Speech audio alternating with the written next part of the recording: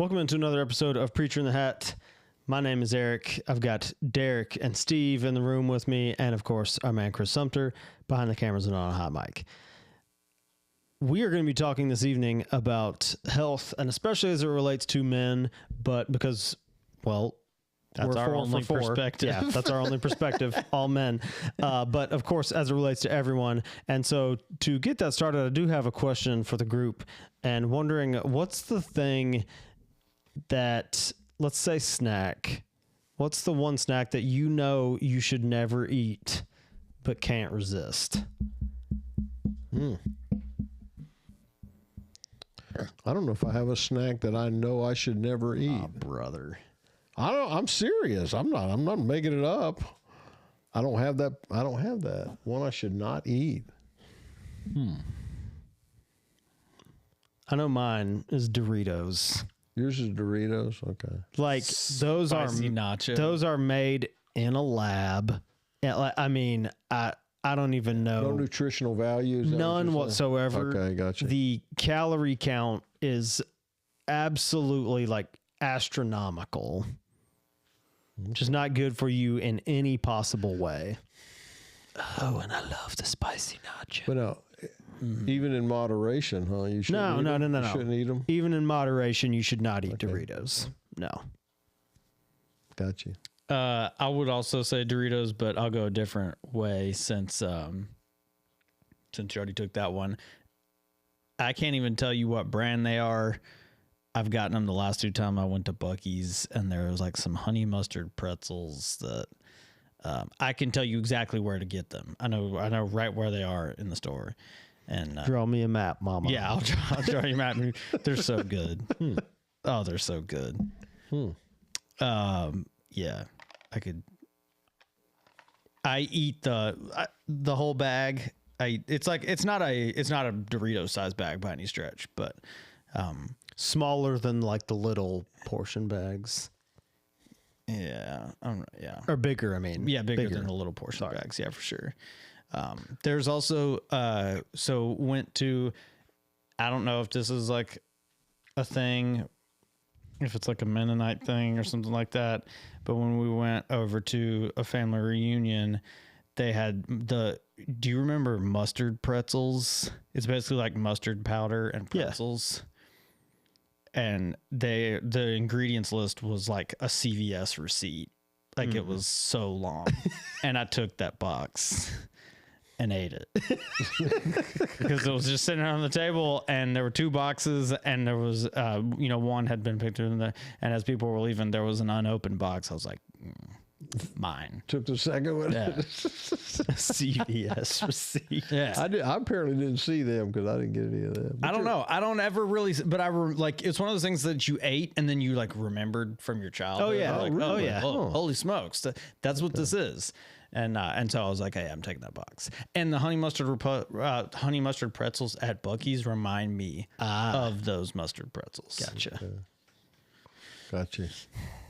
Not much of a mustard guy, so I probably wouldn't like them as I well. wouldn't consider myself that either, but when it comes to those, it's yeah. much different. Yeah. It's not like liquid mustard. It's the mustard powder.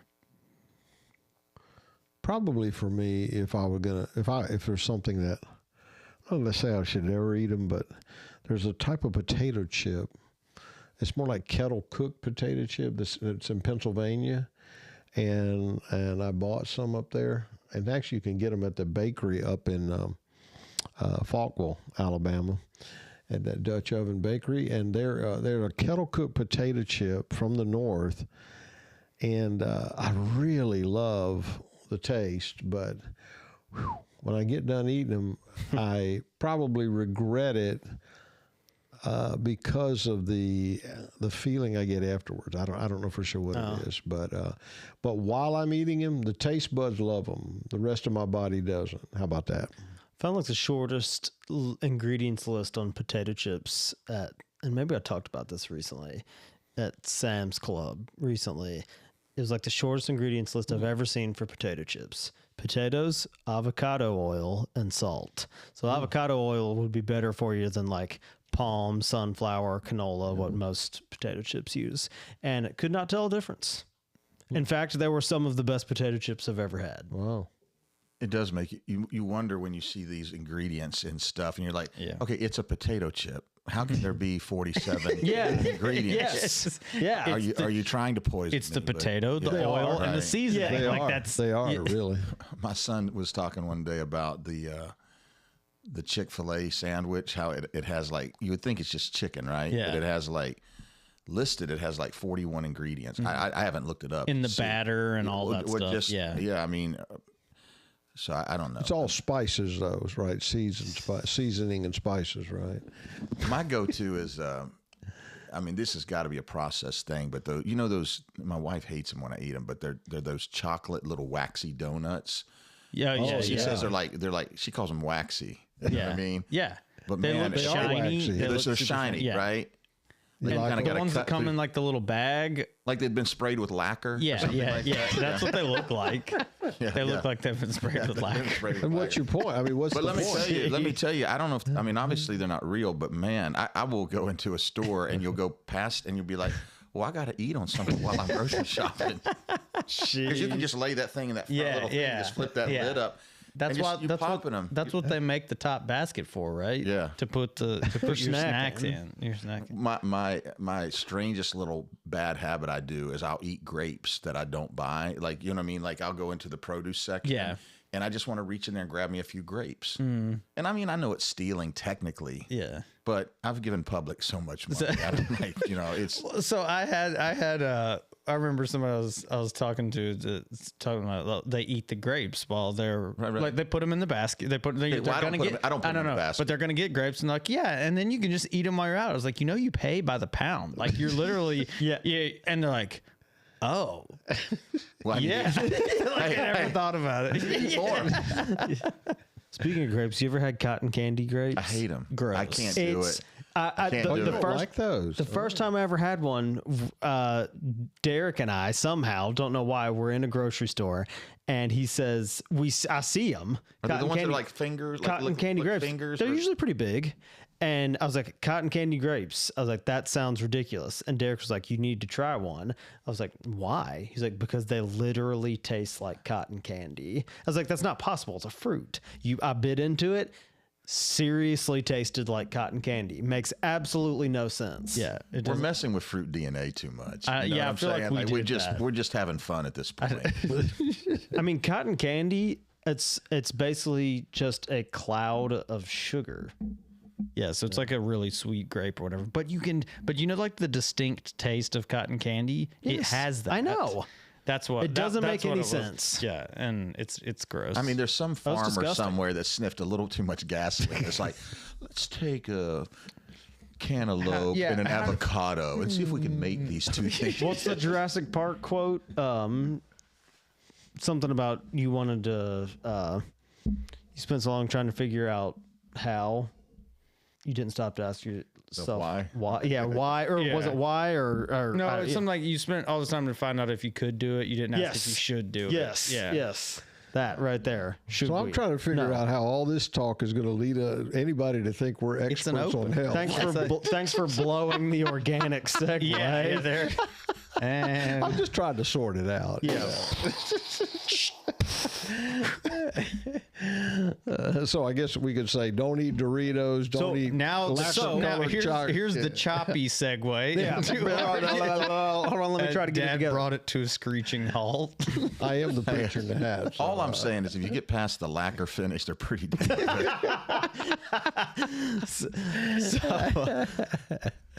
So a lot of times these days, and especially when you're in church and you're talking with men or anybody about health, usually you're talking about spiritual health. So, and everything kind of ultimately points back around to that. Sure. But so like, I think, tell me I'm right or wrong, that we don't, as it relates to hold on, let me frame it just a slightly different way. As it relates to spiritual health, are we putting enough emphasis on our physical health? I think the two are related. They are related, but I'm asking like, are we do we look at physical health and say, oh, I don't, that's not as important as, that's kind of what I'm getting at. So like, I got you. are we not making it, is it more important than we make it as it relates to our spiritual health, or is it a completely different thing? Dad and I have already said that we feel like they relate, but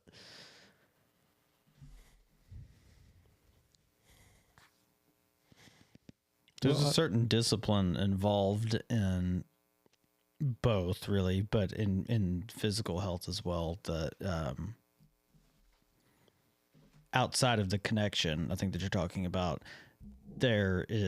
it can relate that way as well, in terms of like the discipline that you need to apply to both.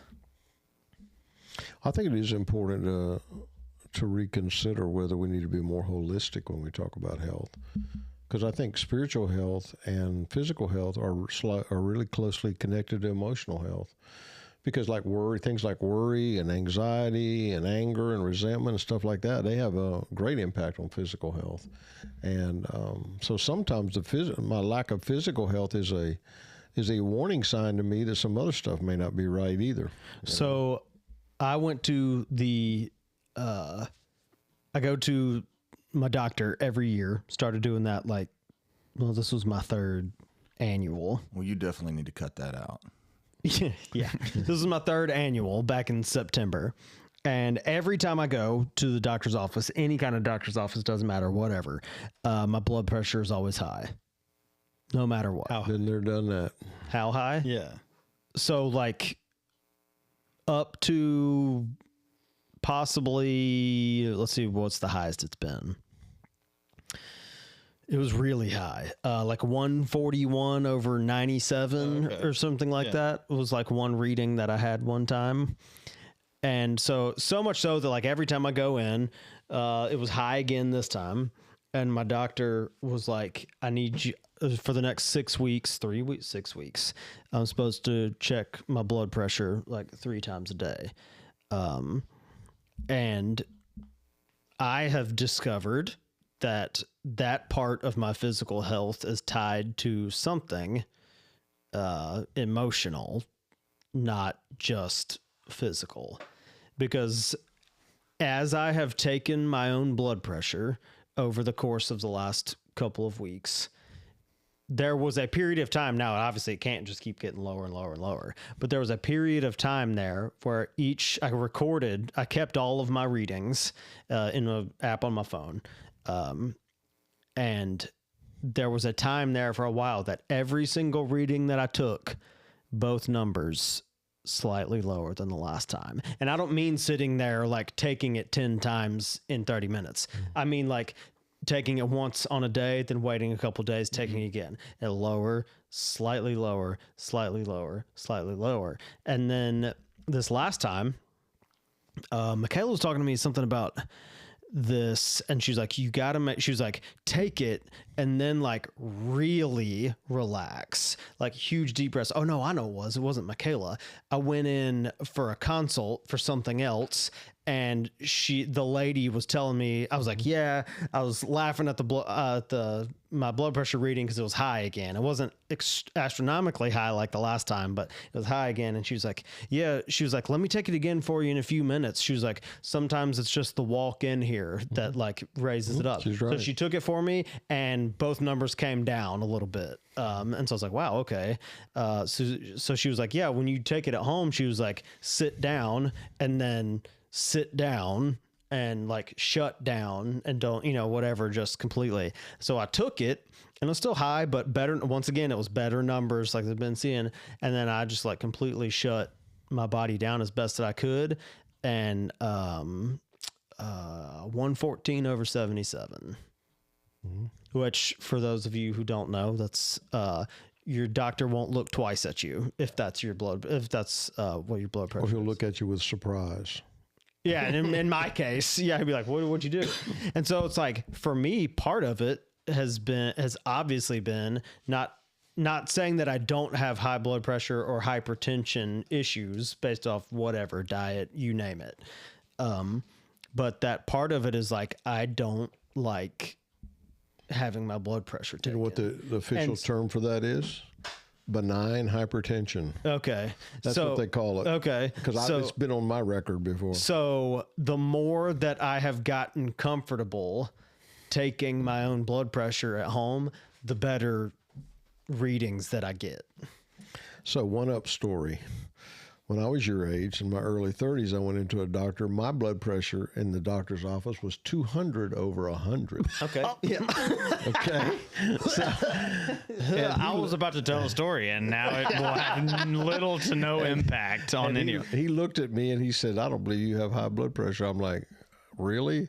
He said, go home and take it for 3 months. Have your wife take I it can't for believe he 3 didn't months. send you to an ER. He didn't. But Surely you know he what? took it I again and for- it I fell took a it for little 3 bit. months. Yeah. I took it for 3 months. They were tougher back then. I get We it. were. Yeah. It was crazy. I mean, it Don't was really different. like how he It turned was a blind different. eye. It was different back then. It really was. And he gave me, I went in for 3 months, off and on, any time of day or night. Your mom would take it for me, and my blood pressure was fine. Yeah. All the time. The worst I had was I went in for a procedure where they were gonna have to put me to sleep, and I was super nervous about it.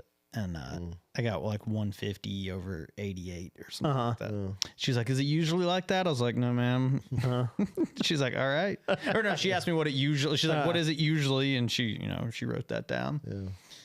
Well, So yeah, but that was nerves. But it can.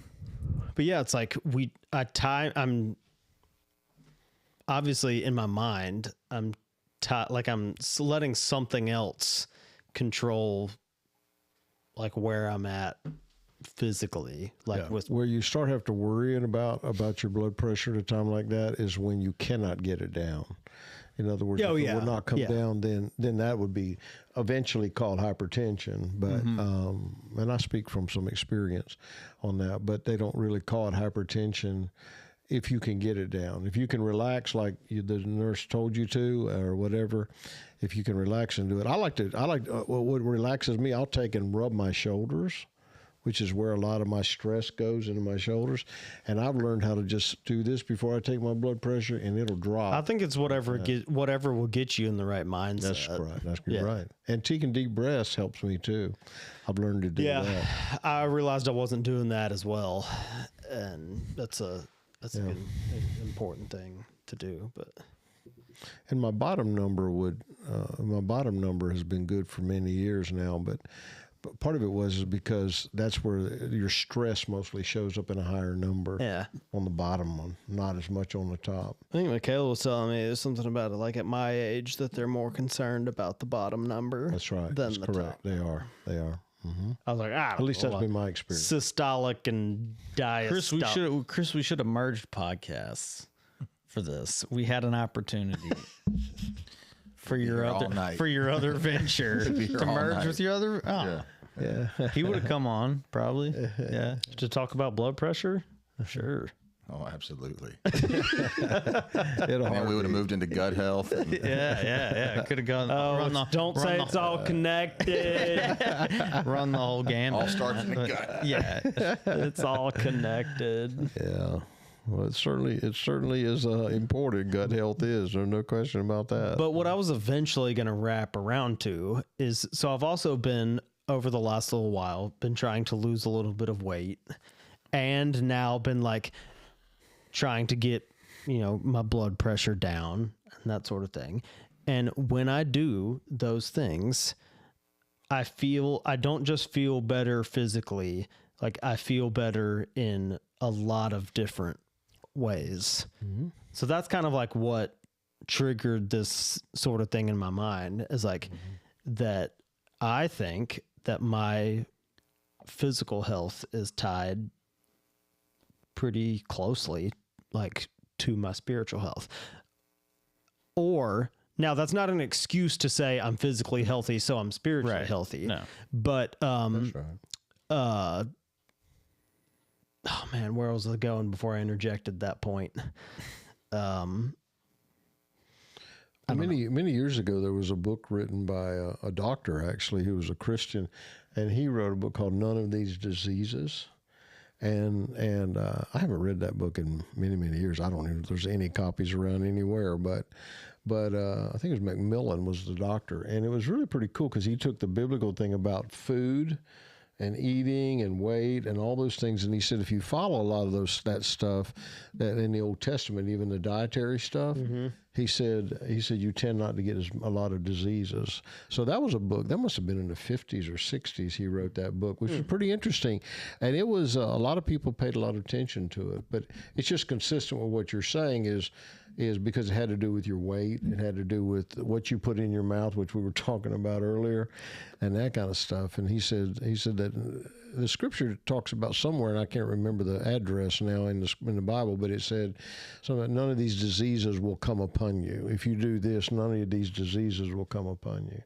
And so if you go to certain parts of the world now, in a Mediterranean diet, usually they don't have high blood pressure, nor do they have a weight problem for the most part, because that Mediterranean diet is probably more consistent with how our body operates. I'm not saying I like the Mediterranean diet or that I follow it, but it has a different approach. I think it's crazy that like your body is always actively working to try to get back to its like optimal, even like when it comes to like to weight or whatever, you have to maintain a certain, like however far you are over whatever your ideal weight is. And I don't think any of us know like the exact, whatever we're supposed to weigh, but you have to eat a certain amount or do like nothing or whatever to maintain that level of, shall we say, fatness,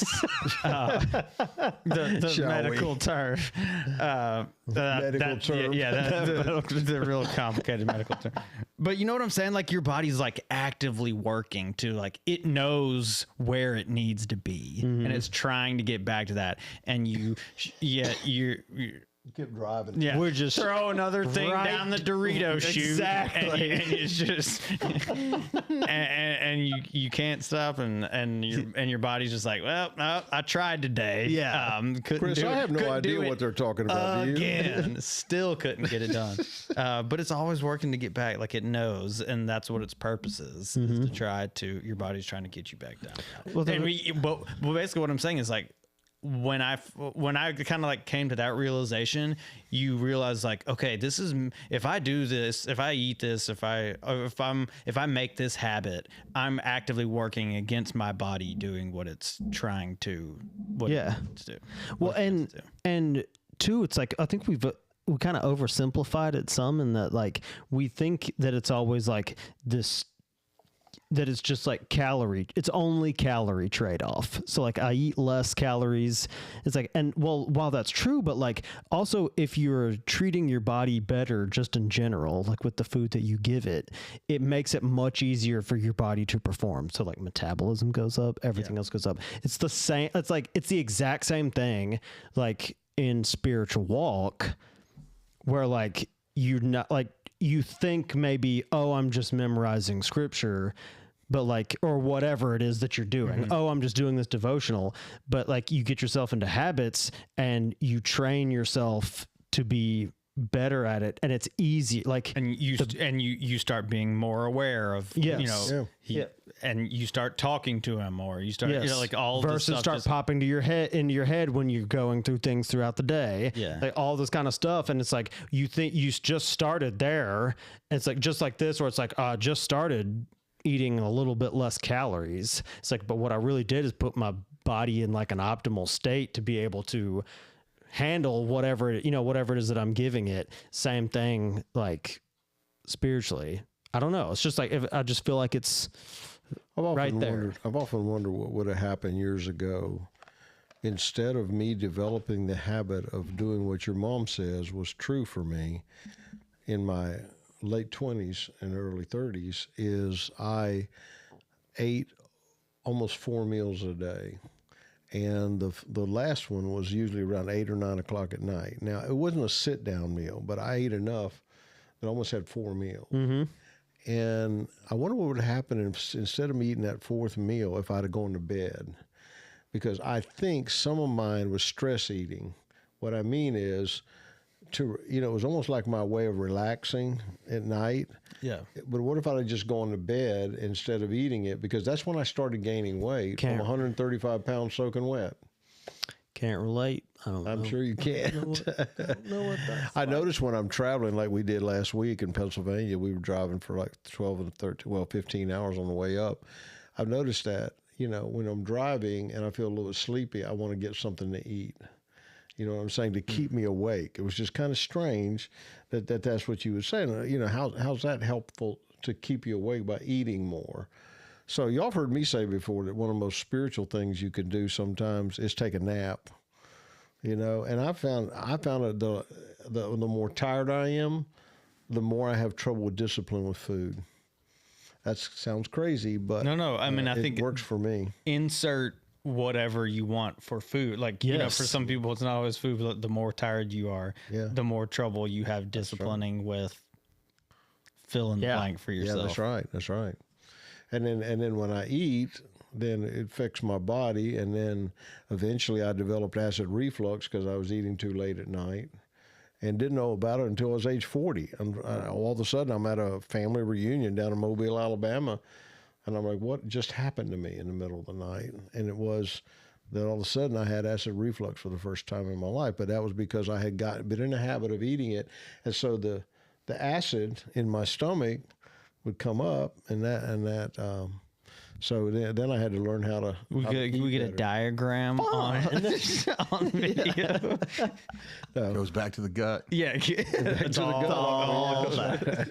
right back there. This is layman talking now. Okay, so that's what this is. This is not doctoral stuff, doctor stuff.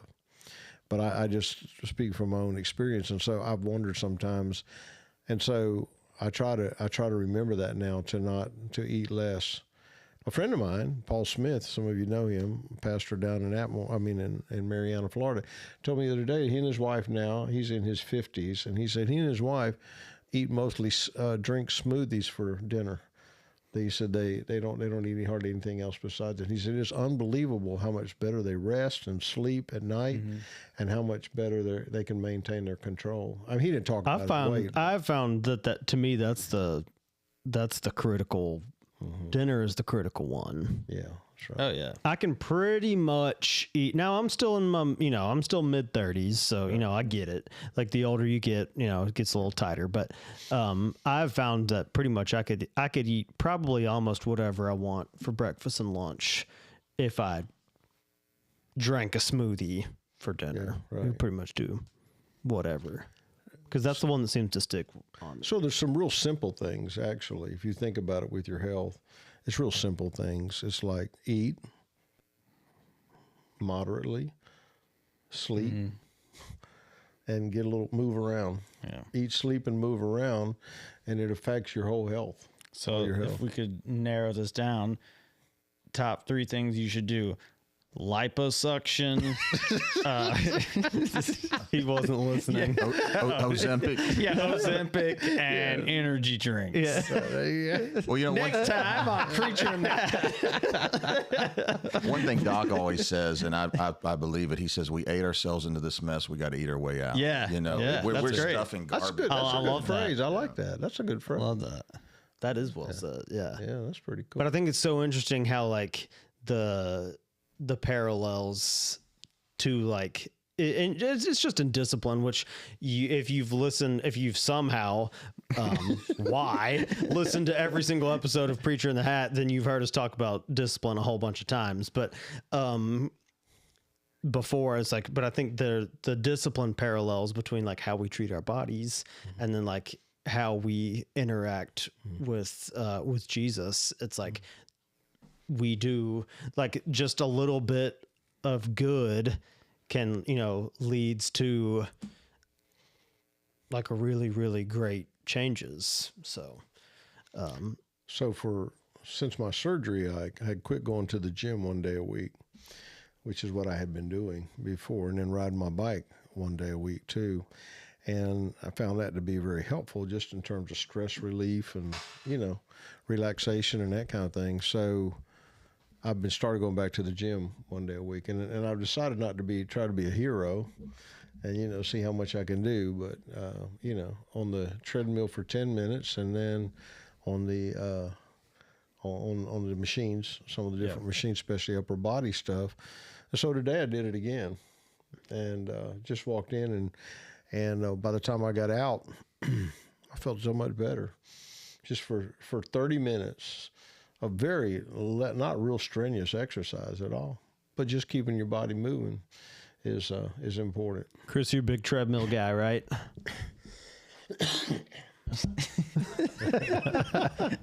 Now we're being funny, right? That's good. Yeah, I never. I'm could not a big understand treadmill that. guy Like either. if I want to see something if I want to do that much running, Let me hey, get something on. needs Let to me be get on chasing out me. there. Yeah. Yeah. But like I I don't need to run. see- I I can't walk.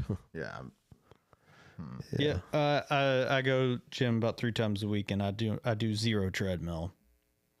Yeah. I'll Which get is I'll what? get my cardio somewhere else. I Okay, do. yeah. I just do the machine. Like if I'm paying for the membership and I have to maximize my time in there because I don't get much. Machine. I'll be doing. we got one. The weights only. We got one at the gym, and I didn't know what it was. It's moving stairs. I've been told it's a Stairmaster. I have never seen anybody on it that looks like they're happy about it. Like, Oh, yeah. Those are rough. Their head is like hanging. They're Yeah. like they can't. Their attitude is terrible. It's I will just- say this: if you're gonna do cardio, do that. Yeah. If you're gonna do Honestly. cardio at the gym, do that, and Honestly. instead of the treadmill, like that thing, you could. If I don't know in terms of like getting your heart going or whatever, but like 2 minutes of that, I don't know what that equals. You get more walking fitness for your or butt. jogging on the treadmill. Way more. Like You get more Way fitness more. for your butt. Do 10 floors. so this did might- 10 stories. This might you be- like the first time I was absolutely dead. yeah.